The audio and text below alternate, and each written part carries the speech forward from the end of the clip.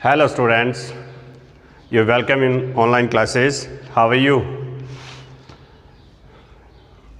We have read about the report that event and accident, and today we take a new type and we can say reports or factual description. Then the question is rising, what is the factual description? Factual description के बारे में आज हम पढ़ते हैं। ये report का है और होता है, रिपोर्ट का अथवा जो है वो फैक्चुअल डिस्क्रिप्शन रखा है। तो फैक्चुअल डिस्क्रिप्शन के बारे में हम आज पढ़ लेते हैं कि क्या है ये। तो देखिए, जो रिपोर्ट 7 मार्क्स का होता है तो इसका और जो है वो फैक्चुअल डिस्क्रिप्शन है, फैक्चुअल डिस्क्रिप्शन।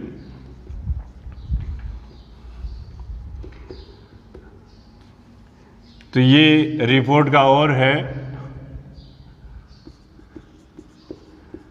रिपोर्ट का और फैक्चुअल डिस्क्रिप्शन रहेगा, जिसके मार्क्स आपको पता होंगे। इसके मार्क्स जो हैं वो आपको कितने बताए गए हैं, मार्क्स 7 हैं, और इसके वर्ड्स हैं वो भी यहाँ पे आपको पहले से बता दिए गए हैं। 100 वर्ड्स में इसे लिखना होता है। एक अच्छे पैराग्राफ्स बना करके, इसमें भी टाइटल होता है बिगिनिंग में, टाइटल के बाद में हम जो है वो एक फैक्चुअल डिस्कशन जो है वो फैक्ट से शुरू करते हैं, जिसमें पूर्णतया तथ्य होते हैं। इट शुड बी ट्रू, ये एक सच होता है, इट मीन सत्य इसमें लिखा जाता है। तो फैक्चुअल डिस्क्रिप्शन क्या है, इसका जो है इस संबंध में अपने बात कर लेते हैं क्या है। तो factual description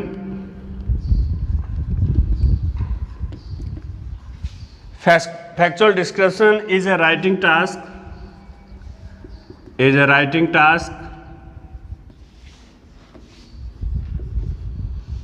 that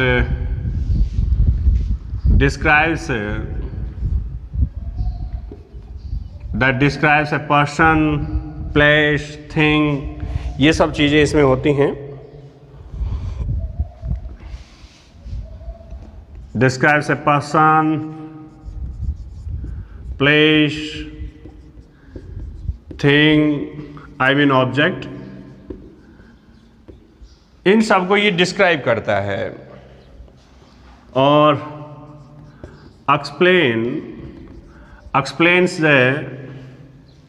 explains of process, इसमें जो है वो एक्सप्लेन्स करता है ये प्रोसेस को। A process in the matter of fact,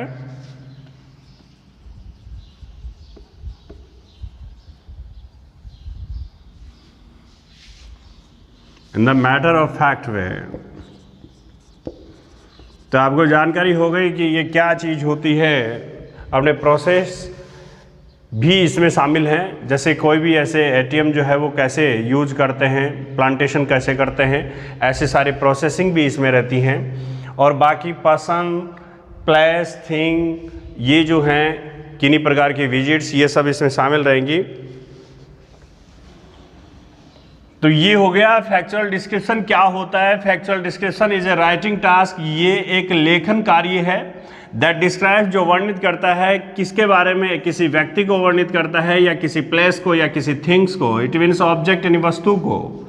और एक्सप्लेन्स, और यहाँ पे एक्सप्लेन करता है किसको, एक प्रोसेस को एक्सप्लेन करता है in the matter of the fact, यानी सही ढंग में जो है वो प्रोसेस को या किसी प्लेस, थिंग, ऑब्जेक्ट, पर्सन, इन सब को ये डिस्क्राइब करता है। That is called factual description. तो ये तो हमारा डेफिनेशन हो गया कि what is the factual description.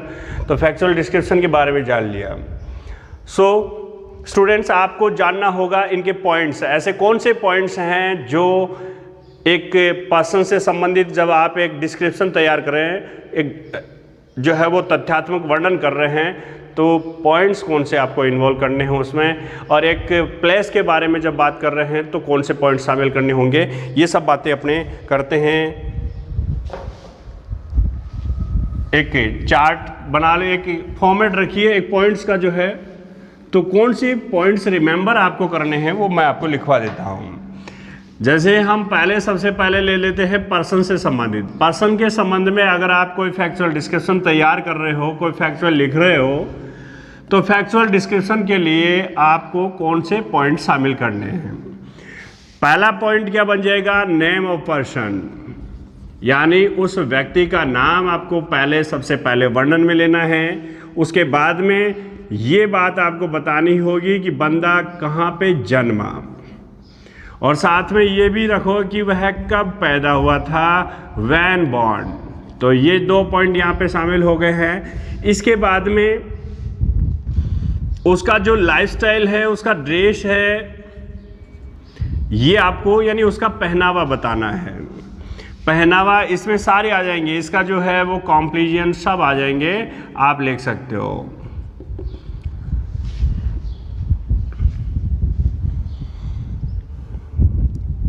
इसमें हाइट वगैरह सब आ जाएंगे, ये सब आपको लिख देना है। इसके बाद इसमें आप लिखिए जैसे उसका एलिमेंट्री एजुकेशन कहाँ पे हुआ, ये सब आपको बताना होता है। एलिमेंट्री एजुकेशन उसका एलिमेंट्री और हायर एजुकेशन कहाँ से हुआ, एंड हायर एजुकेशन, तो ये सब आप बता दोगे यहाँ पे। इसके बाद नेक्स्ट जो है वो फैमिली स्टेटस क्या है, उसका फैमिली बैकग्राउंड क्या है। फैमिली बैकग्राउंड में उसकी कास्ट आ जाएगी, उसका रिलीजन आ जाएगा, ये सब पॉइंट आते हैं। और अगला पॉइंट इसमें बना लीजिए कि बंदे का फाइनेंशियली स्टेटस क्या है, और स्टेटस अपने सोसाइटी में क्या उसका, तो स्टेटस इन सोसाइटी, ये पॉइंट यहाँ पे शामिल कर दोगे।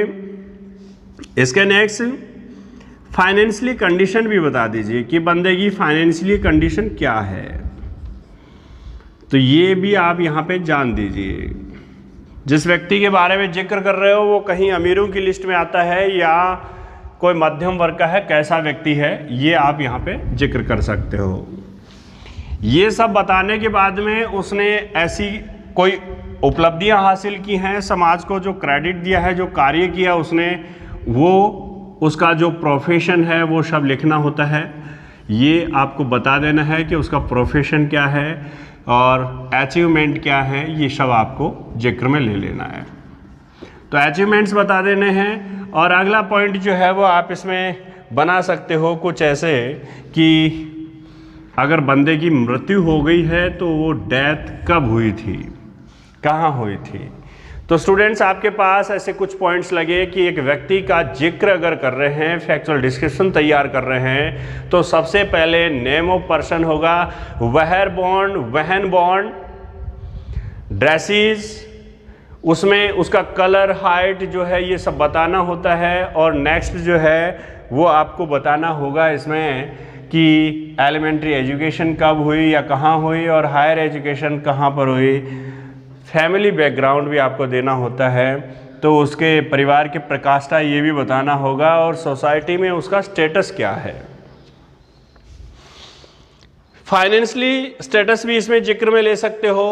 और अगली बात व्हाट वाज या व्हाट इज हिज या हर जो प्रोफेशन है वो आपको बताना होता है। इसका नेक्स्ट यहाँ पे दिया गया है अचीवमेंट्स, उसने ऐसी क्या उपलब्धियाँ जो हैं वो दी हैं या ली हैं, तो ये सब जिक्र में लेना। और लास्ट में अगर उसकी मृत्यु हो गई है तो डेथ का जिक्र भी कर सकते हो, कब हुई, कहाँ हुई। अगर वह मरा नहीं है तो ये पॉइंट लागू नहीं होगा, ये ध्यान रखें। किसी ऐसे व्यक्ति की जो अभी वर्तमान में है उसका अगर आप फैक्चुअल तैयार कर रहे हो तो ये पॉइंट लागू नहीं होगा। तो स्टूडेंट्स आपको जानकारी हो गई होगी इसके संबंध में कि आपने यहाँ पर कुछ ऐसे पॉइंट्स तैयार किए जो नेम ऑफ पर्सन से संबंधित थे। अब अपने आगे लेते हैं प्लेस से संबंधित। मान लीजिए आप एक प्लेस के संबंध में जिक्र करना चाहते हो, एक फैक्चुअल डिस्क्रिप्शन बनाना चाहते हो, आपके एग्जाम में फैक्चुअल डिस्क्रिप्शन आता है, तो आप उसे कैसे तैयार करोगे, तो उसके संबंध में आप कौन से पॉइंट शामिल करोगे एक प्लेस के संबंध में। तो सबसे पहले हो जाएगा नेम ऑफ प्लेस जो है वो, उसमें आप पॉइंट बना लोगे कि नेम ऑफ प्लेस, ये पहली बात हो गई। दूसरी बात उसका लोकेशनल बताना होगा कि लोकेशन कहाँ पे है, उसका लोकेशनल एस्पेक्ट्स बता दोगे। ये सब बता दिया आपने। और आगे हाउ लॉन्ग या हाउ फार जो है फ्रॉम बिग सिटी, बड़े शहर से ये कितनी दूर है, ये सब आप बता सकते हो। इसके नेक्स्ट वाला पॉइंट है वो आप ऐसे बनाओ कि यहाँ पर अगर हमने उसमें दिया कि ये जो प्लेस है वो यहाँ पे जो है वो विजिटर कितने आते हैं, टूरिस्ट कितने आते हैं, ये सब जिक्र कर सकते हो। यहाँ का एटमॉस्फेयर कैसा है, ये सब आप बता सकते हो, एटमॉस्फेयर ले सकते हो। इसके अलावा जो है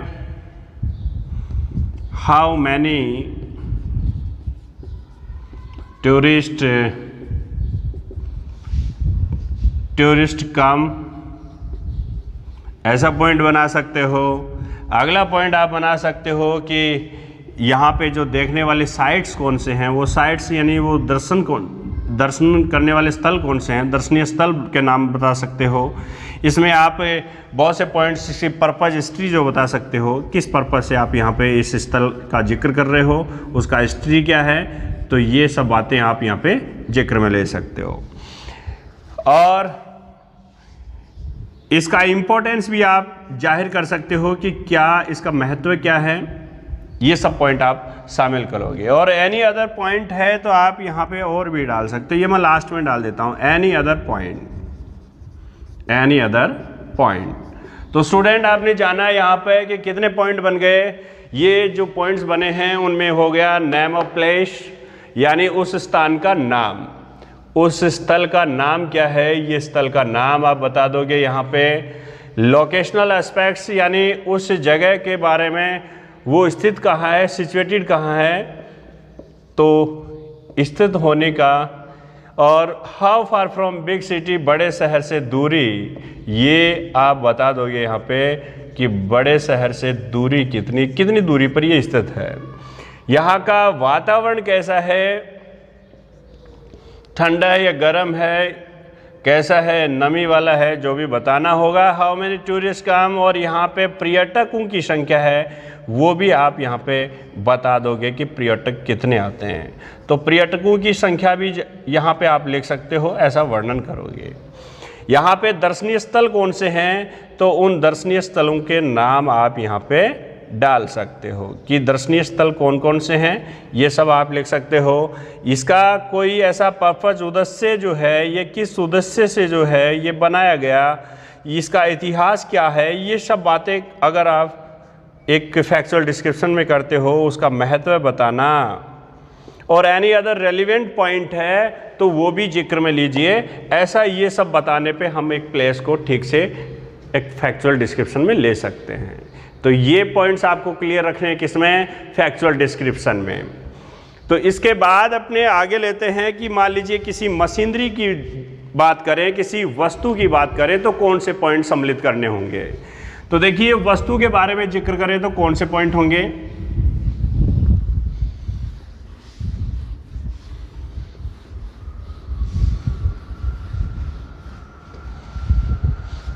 एक ऑब्जेक्ट का अगर जिक्र करते हैं, यानी एक थिंग्स का, एक वस्तु का जिक्र करते हैं, तो हमें कौन से पॉइंट शामिल करने होंगे। जब ऑब्जेक्ट का जिक्र करेंगे, किसी मशीन का, किसी ऐसी थिंग्स का, तो हमें पता होगा कि उसका नेम बताना है, उसका स्ट्रक्चर बताना है, उसका क्लास बताना है। यानी सबसे पहले पॉइंट हो जाएगा नेम ऑफ ऑब्जेक्ट, उसका स्ट्रक्चर, उसी के साथ में उसके फीचर्स और उसके क्लास, ये सब बताने होते हैं, फीचर्स बताने होते हैं, ये सारे पॉइंट्स हमें बताने होते हैं। इसका फीचर्स में आ गया डिज़ाइन, टेक्सचर, ये सब बातें पॉइंट इसमें शामिल हो जाएंगे। डिज़ाइन, टेक्सचर, कलर, ये सब पॉइंट हो जाएंगे। कॉस्ट, है ना। और इसकी जो यूँ कहें कि यूटिलाइजेशन क्या है, ये सब इसमें बताने होते हैं। इसके फंक्शंस, यूज, ये सब बताओगे आप।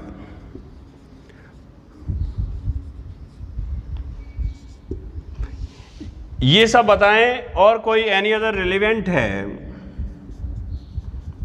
एनी अदर रेलिवेंट कोई ऐसा पॉइंट आपको नज़र में आता है कि कोई इसका और भी अच्छा खूबी है, तो वो भी यहाँ पे जिक्र में लें। ये सब हो गया।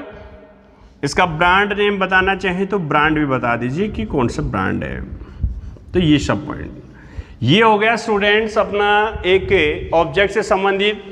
चाहे वॉशिंग मशीन को ले लीजिए, किसी मोबाइल फ़ोन को ले लीजिए, किसी भी एक ऑब्जेक्ट का जिक्र हो सकता है और उस पर आपको एक डिस्क्रिप्शन तैयार करना पड़ सकता है। तो ऐसा डिस्क्रिप्शन तैयार करेंगे तो हमें लिखना होगा नेम ऑफ ऑब्जेक्ट, उस वस्तु का नाम, यानी आपको ये शब्द देना होगा। स्ट्रक्चर्स, उसकी बनावट देनी होगी, क्लास देनी होगी, फीचर्स देने होंगे, उसमें जो भी फीचर्स हैं वो बताने होंगे। तो यहाँ पे उसकी जितनी भी खूबियाँ हैं, विशेषताएं हैं, वो बतानी होती हैं। उसका डिजाइन बताना होता है, टेक्सचर और कलर बताना होता है, उसका कॉस्ट बताना है, कॉस्ट जो अबाउट जो भी है, और फंक्शंस बताने, उसके कार्य, प्रयोग, यूज जो भी है, ये सब बताने। और कोई ख़ास इसमें खूबी है तो वो भी आप इसमें जिक्र कर सकते हो। और लास्ट में ब्रांड नेम जो दिया है वो ब्रांड का नेम भी यहाँ पे आप डालोगे। ये पहले बात कर सकते हो, इसमें कोई दिक्कत नहीं होगी। पर ये 1 से लेकर जो 9 पॉइंट दिए गए हैं, ये किसी ऑब्जेक्ट्स का जिक्र करने में आप शामिल कर सकते हो। अगर आप ये करते हो तो 100 वर्ड्स आपको बनाने होते हैं और आप 100 वर्ड्स इजीली बना सकते हो इन पॉइंट्स को फॉलो करते हुए।